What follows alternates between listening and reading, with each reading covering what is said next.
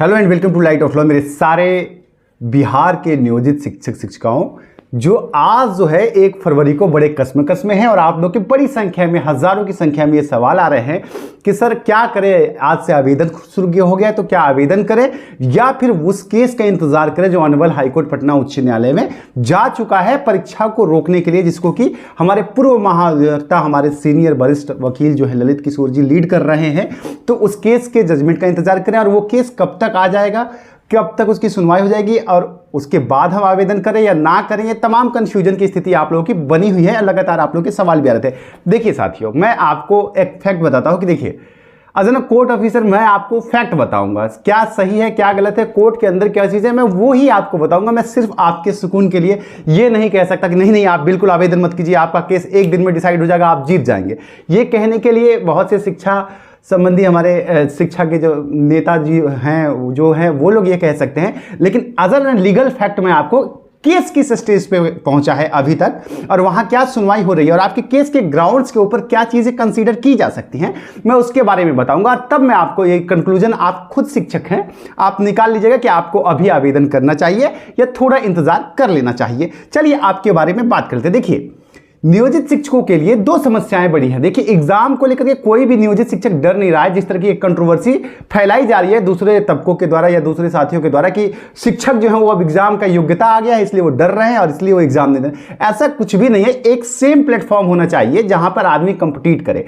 आपने नोटिफिकेशन में पढ़ा होगा, जो बार बार मैं यहां से कह रहा हूं कि TRE 1 और TRE 2 के बेस पर ही उसी पैटर्न पे आपका एग्जाम कंडक्ट कराया जाएगा और उसमें क्वालिफाई होने के बाद आपको टीचर बनाया जाएगा। अब यहां पे सवाल ये आ जाता है कि TRE 1 और TRE 2 उन बच्चों, जो आपके केस का ग्राउंड है, TRE 2 और TRE 1 जो है उन बच्चों ने दिया था जो BEd या BTC पास आउट करके लगातार पढ़ाई कर रहे थे, उनका शिक्षा से कंपटीशन के अलावा कोई संबंध नहीं था, कोई नौकरी कोई रोजगार नहीं था, इसलिए वो जो है अच्छा बेहतर कर पाए उस लेवल पे। यहाँ पे जो नियोजित शिक्षक हैं वो लगातार अपने कर्तव्यों का निर्वहन कर रहे हैं, अपनी ड्यूटियां कर रहे हैं, साथ ही सिर्फ पढ़ाने के लिए ही नहीं, इसके अलावा तमाम अन्य भी कार्य जो सरकारी है, जैसे जनगणना हो रहा है, अभी जाति जनगणना हो रही है, तमाम इलेक्शन, तमाम चीजें, बहुत सारे जॉब होते हैं। ऐसे में नियोजित शिक्षकों को पढ़ने का प्लेटफॉर्म समान नहीं मिला और इतने कम समय में एग्जाम कंडक्ट करा के, और यहां पर आप जो है विभाग ने ये कह दिया कि जो क्वालिफाई होगा उसे राज्यकर्मी का दर्जा दिया जाएगा। और यहां पर बैक चैनल से एक और बात आ रही है कि जो क्वालिफाई नहीं होगा उसकी एलिजिबिलिटी के ऊपर एक सवाल है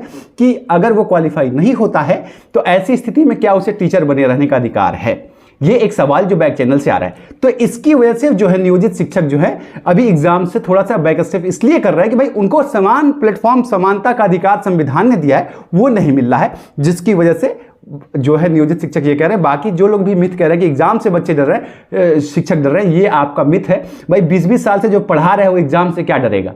बहुत से लोग हैं जो 50 साल के हो गए और उनको आप आज एग्जाम ले रहे हैं, तो ये कंसीडरेशन है। अब आ जाते हैं तो इसकी वजह से जो नियोजित शिक्षक है वो कह रहे हैं कि किस बात और फायदा क्या है इसका। ये भी कॉन्सिक्वेंस है कि ऐसा भी तो नहीं है कि आप हमको एग्जाम लेने के बाद हमारा पे स्केल बहुत ज्यादा बढ़वा रहे हैं, ऊपर से ट्रांसफर को लेकर के और फंसा रहे हैं आप कि भाई 3 जगह में से किसी एक जगह आपको जाना ही पड़ेगा वरना आपको राज्यकर्मी की दर्जा नहीं है और ट्रांसफर भी ऐच्छिक नहीं है। तो ये तमाम सवालों की वजह से आपका मामला हाईकोर्ट में गया है। और जो साथी इस तरह के मिथक प्रचार कर रहे हैं कि शिक्षक जो है आज उनका कलाई खुल रहा है, पोल खुल रहा है, इसलिए वो एग्जाम नहीं दे रहे, ये सब गलत बात है।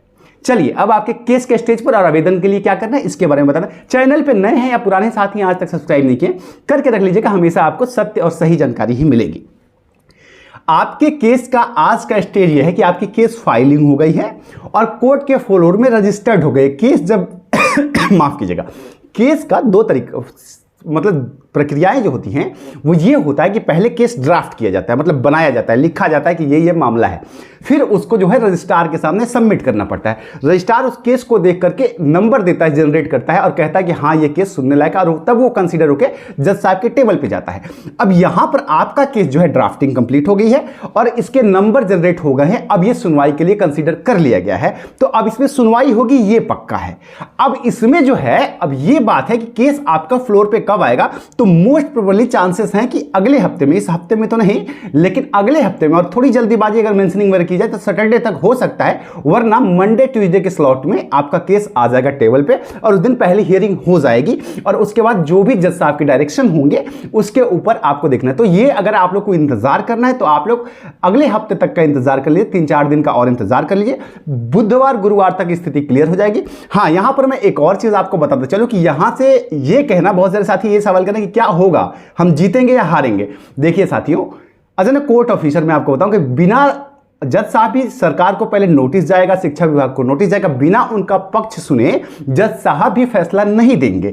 तो अभी सरकार का पक्ष आना बाकी है, सरकार का पक्ष आने के बाद ही इस पर निर्णय आएगा कि आपका एग्जाम होगा या नहीं होगा। फौरी तौर पर एग्जाम पे स्टे लगेगा या नहीं लगेगा, ये जब पहली सुनवाई होगी उसके बाद ही स्पष्ट होगा कि सरकार अपने बैकड्रॉप में, शिक्षा विभाग जो है वो किस तरीके के अप्रोच के साथ, किस तरीके से जस्टिफाई कर रहा है आपके एग्जाम को, तो उसके बाद ही फैसला होगा। हाँ, और यहां पर मैं एक और चीज कंसीडर कर दूं आप लोग के लिए, अगर आप लोग पढ़ रहे हैं तो अगर किसी की तैयारी हो रही है या कोई शिक्षक तैयार है अपने एग्जाम को देने के लिए, तो उनका इंडिविजुअल कॉल है, वो लोग आवेदन दे सकते हैं, वो अप्लाई कर लीजिए, उसमें भी कोई दिक्कत नहीं है, क्योंकि आप अगर तैयार हैं तो आपको कोई दिक्कत नहीं है। यहां पर एक चीज और मैं मेंशन कर दूं कि शिक्षा विभाग के तमाम जो नेतागण हैं, उन्होंने, आपके शिक्षक गण जो हैं, उन्होंने एक फैसला किया कि 4 तारीख को एक मीटिंग रखेंगे शिक्षक महासभा की, और उसके बाद से वहां से एक आएगा। तो अगर आप लोग भी शिक्षक हैं तो आप लोग को इंतजार कर लेना चाहिए कि 4 तारीख को क्या मीटिंग में आप लोग क्या संगठन से निकलता है, और अगर वहां से आप लोग के लिए अगर एकजुट आप रहेंगे तभी आप किसी भी तरीके से किसी भी जगह पे पहुंचेंगे,